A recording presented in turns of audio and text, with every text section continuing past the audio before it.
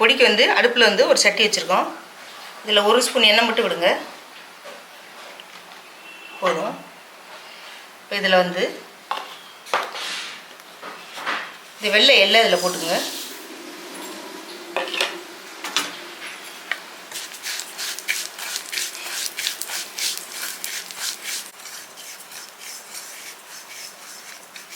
எள்ளு பொரிஞ்சிச்சு. இப்போ நம்ம வெள்ளைப்பூடு வந்து தட்டி வச்சுருக்கோம், ஒரு 5-6 பல், அதில் போட்டுக்குங்க.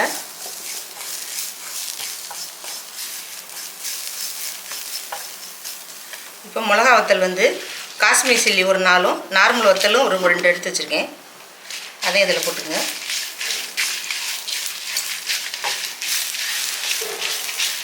இந்த பொடி இருந்துச்சுன்னா இட்லி தோசைக்கு அருமையாக இருக்கும், வித்தியாசமாக இருக்கும். வழக்கமாக இட்லி பொடி இல்லாமல் இது டிஃப்ரெண்ட்டாக இருக்கும் இந்த பொடி.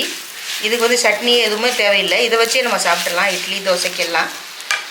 இப்போ வந்து புளி வந்து ஒரு நெல்லிக்காய் அளவு, அதை சின்ன சின்னதாக பிச்சு வச்சுருக்கேன். உப்பு வந்து இதுக்கு தேவையான அளவு போட்டுக்குங்க. காஞ்ச கருவேப்பிலை ஒரு பிடி அளவு வச்சுருக்கேன், அதையும் இதில் சேர்த்துக்கலாம்.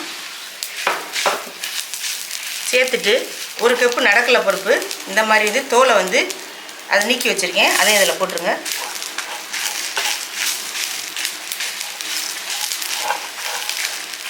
இப்போ எல்லாமே நல்லா வதக்கியாச்சு.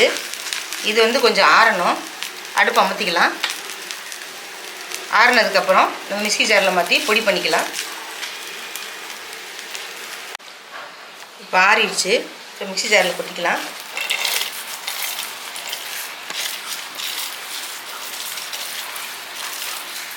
இது கொஞ்சம் கொஞ்சமாக அரைங்க.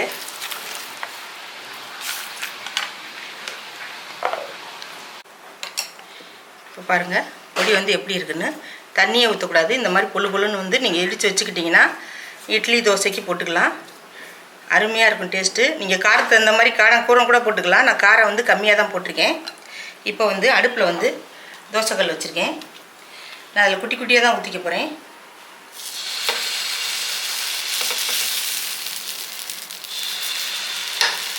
ஊத்தப்பம் மாதிரி ஊற்றுறேன்.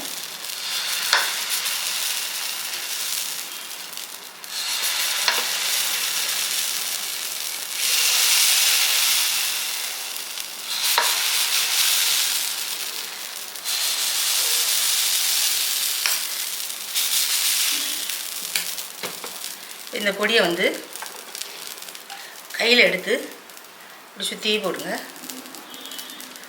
பொடி தோசை அருமையாக இருக்கும். இந்த மாதிரி ட்ரை பண்ணி பாருங்கள். நம்ம சேனலில் எல்லோரும் சப்ஸ்கிரைப் பண்ணுங்கள். இதுக்கு எதுவுமே சைடிஷ் வேண்டியதில்லை, இதை சுட்டே சாப்பிட்றலாம், அருமையாக இருக்கும்.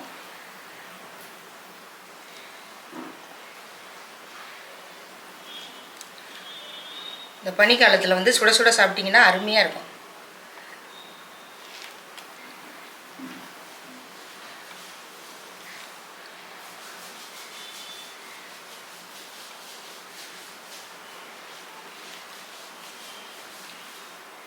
இப்போ இதை மூடி வச்சிடலாம்.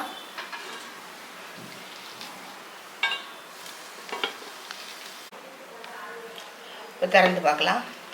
பாருங்கள் சூப்பராக இருக்குது. இதை நீங்கள் திருப்பி போடணும்னு அவசியம் இல்லை, உங்களுக்கு விருப்பப்பட்டால் போட்டுக்குங்க.